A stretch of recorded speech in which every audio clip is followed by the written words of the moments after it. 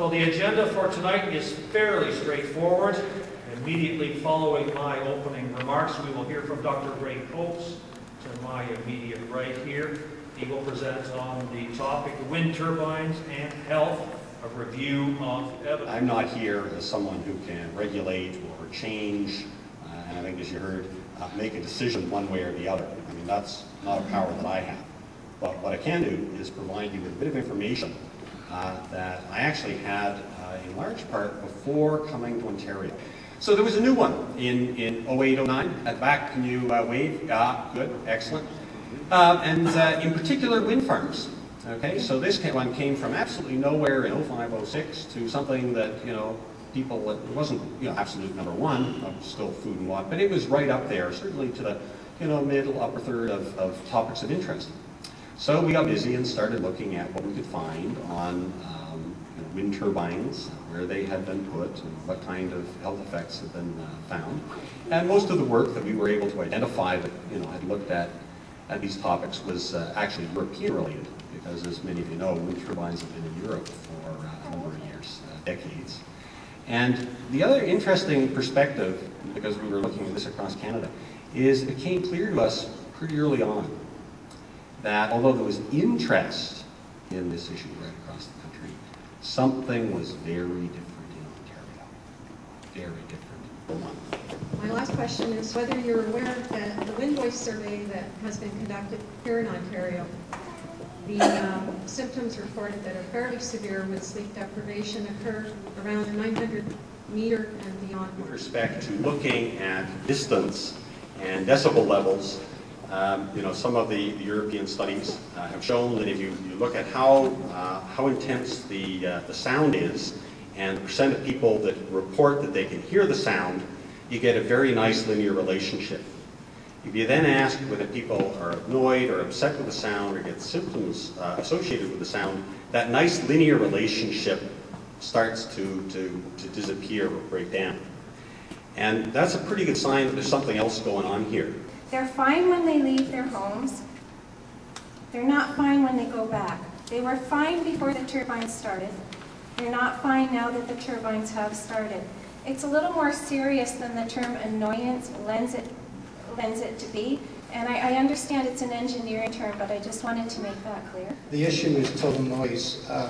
As you're aware, there's a background noise associated with wind turbines, whether that's the wind itself rustling through the corn or the trees or birds or whatever.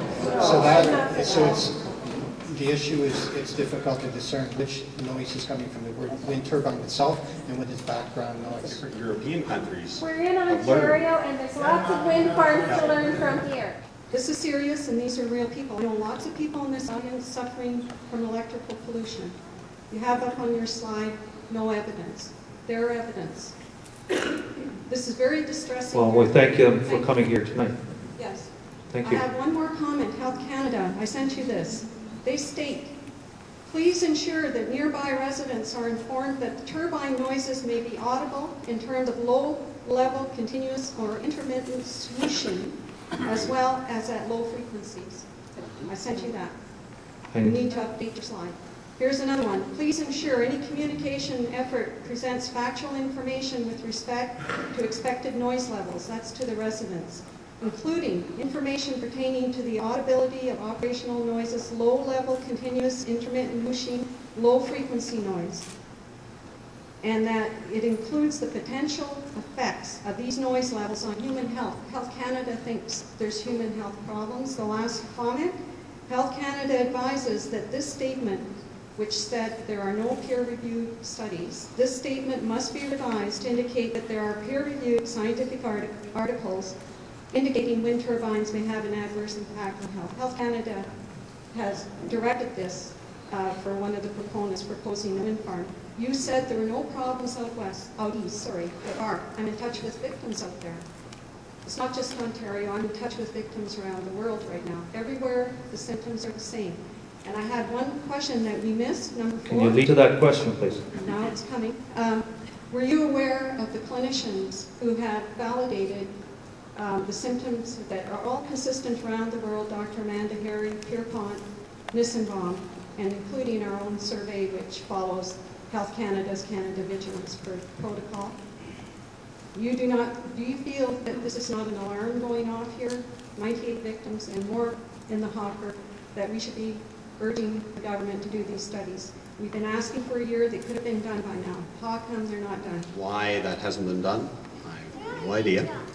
And certainly, you know, the one-pager with the proposal by Dr. McMurtry, I think is certainly something that looks very interesting. We will hold you accountable.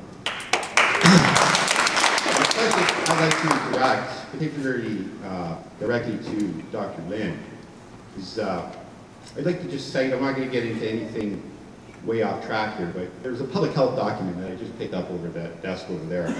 And it says that it's safe for vaccines to have formaldehyde, aluminum, Doug, and mercury in them. that's off topic Okay, here how do tonight. we trust Doug, that's government off topic here institution tonight. that publishes this kind of lie to take care of the concerns that the people have here tonight?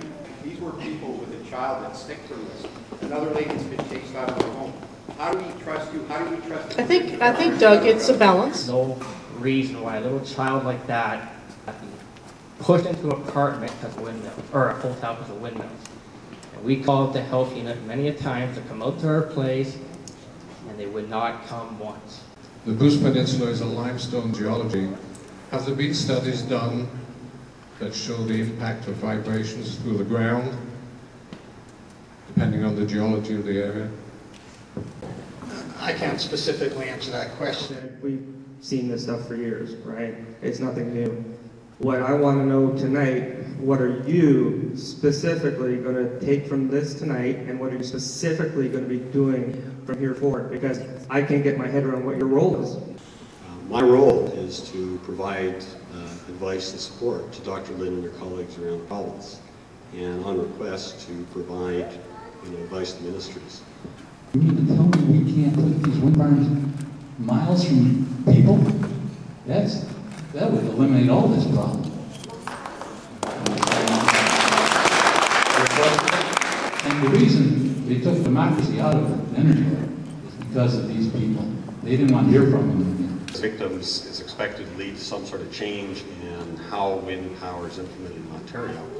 It is a waste of time, because that isn't something that can come out of a meeting with me.